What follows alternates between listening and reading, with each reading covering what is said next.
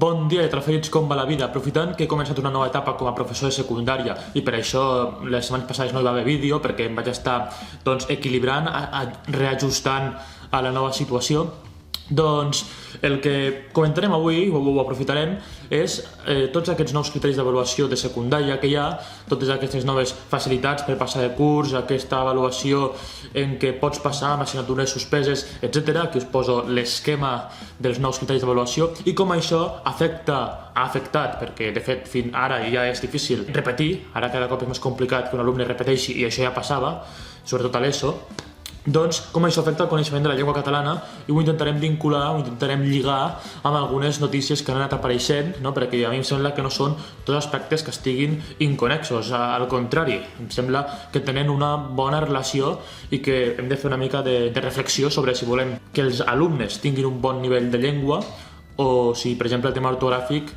no ens importa i ja no ens interessa gens, que tothom escrigui com vulgui i campi qui pugui. També vull deixar ben clar, molt clar, que és una qüestió molt complexa i molt polèmica. És a dir, no és simple, no és blanc o negre, sinó que hi ha una visió que defensa que repetir és positiu, que fa que l'alumne s'esforci més quan s'adona que no ha pogut passar de curs i per tant que hi ha una cosa que ha fet malament i que ha de canviar l'actitud i que això pot fer com un xoc, no? Com un xoc, i per tant que hi hagi a partir d'aquest moment un canvi d'actitud, un esforç més gran. En molts casos això no passa, En molts casos això no passa, però en alguns sí que pot arribar a funcionar. I d'altra banda hi ha l'altra visió, és a dir, la visió que diu que repetir frustra els alumnes, que no és bo i que l'únic que fa és accentuar encara més les desigualtats que hi ha per la família, pel context, pel context, per les circumstàncies que pot tenir cada alumne. No? Per tant, doncs, hi ha una visió que diu que repetir és bo, simplificant-ho molt, i una altra que pensa que repetir és totalment injust i que, a més, no serveix de res per a l'educació de l'alumne, que hi ha d'haver altres mesures.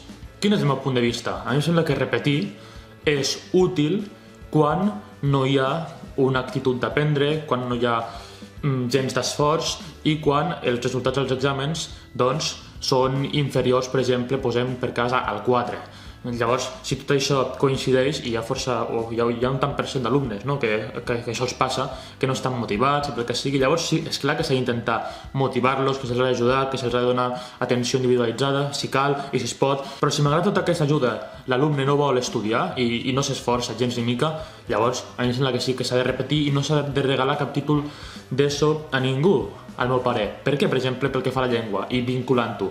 Perquè si aproves quart d'ESO, si tens l'ESO, et donen el nivell C de català.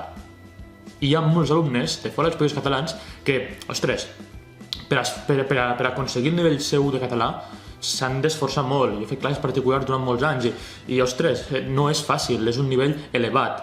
En canvi, una persona que arriba a batxillerat sense saber escriure un accent obert a per què, o sense saber que però porta accent obert i l'escriu tancat, o sense saber accentuar l'ES, o sense posar la H al verb he cantat, que posen E sense la... Hi ha alguns casos d'aquests que arriben al batxillerat. Aleshores, ostres, hi ha algunes faltes tan bàsiques i que representa que estem donant un nivell de català oficial que ens permetrà entrar després a l'administració, al que sigui, a feines, doncs que se suposa que aquest nivell és real. I llavors aquí hi ha un problema, hi ha notícies que apareixen, que els joves de Barcelona consideren que tenen més bon nivell d'anglès que de català, i tot això, tot el que es fa al sistema educatiu després traspua a la societat, no està desvinculat. Aleshores, o es canvien, des del meu punt de vista, aquests criteris d'avaluació de l'ESO i s'és una mica més exigent, perquè que hi hagi diversitat a l'aula i tot això és molt positiu i és molt bo, però vol dir que les aules són més complexes, també són més difícils, perquè quan hi ha diversitat has d'anar un per un, has d'anar més a cada alumne, a veure quines característiques té, quins trets, quines circumstàncies personals. És més difícil, lògicament, hi ha més feina. Fantàstic. Però això no vol dir que s'hagi de ser menys exigent, perquè el que fas és expulsar-te de damunt aquesta dificultat i no pas solucionar-la, perquè després si aquesta gent vol entrar a la universitat no tindrà nivell per fer l'ESPAU, o no tindrà nivell per entrar a una carrera en què es demani un mínim d'ortografia. No podrà. I això es demana a totes les carreres, en principi.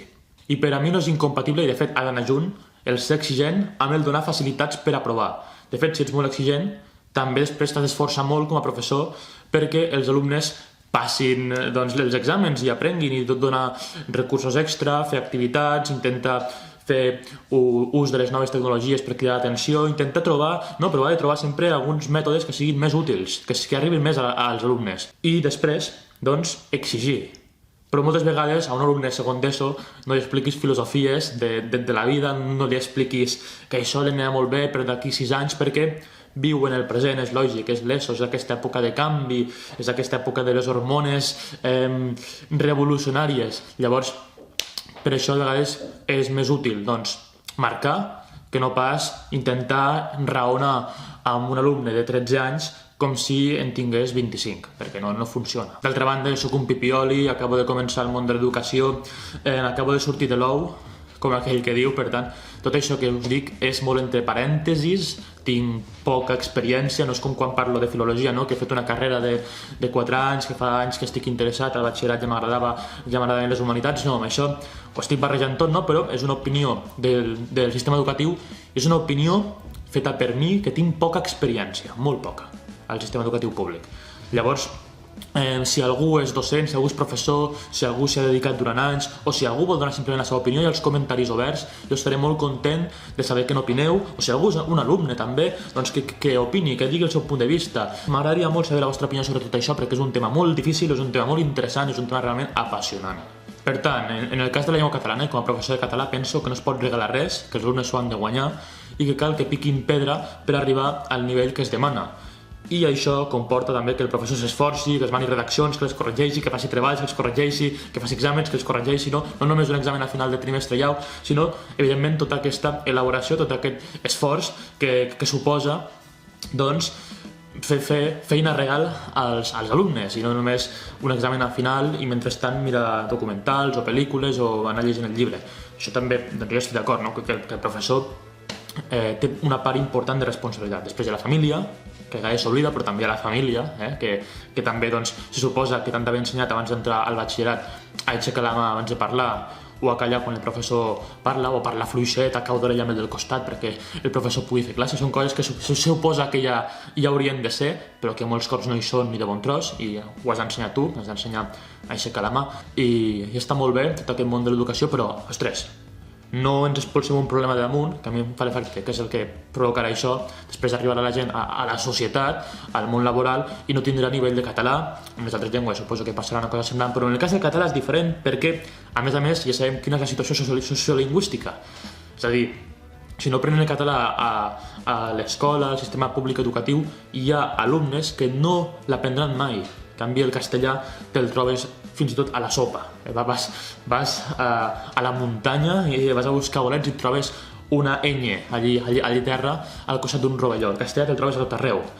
Fins i tot a Catalunya, fins i tot al poble més de no sé què de Catalunya estan mirant Telecinco. És a dir, el castellà és a tot arreu, és omnipresent.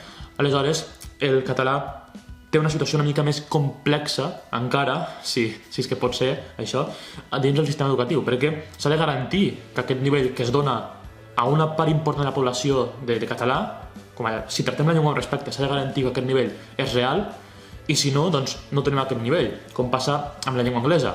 Tu fas anglès fins a segon de batxillerat i no et donen res, no et donen ni les gràcies.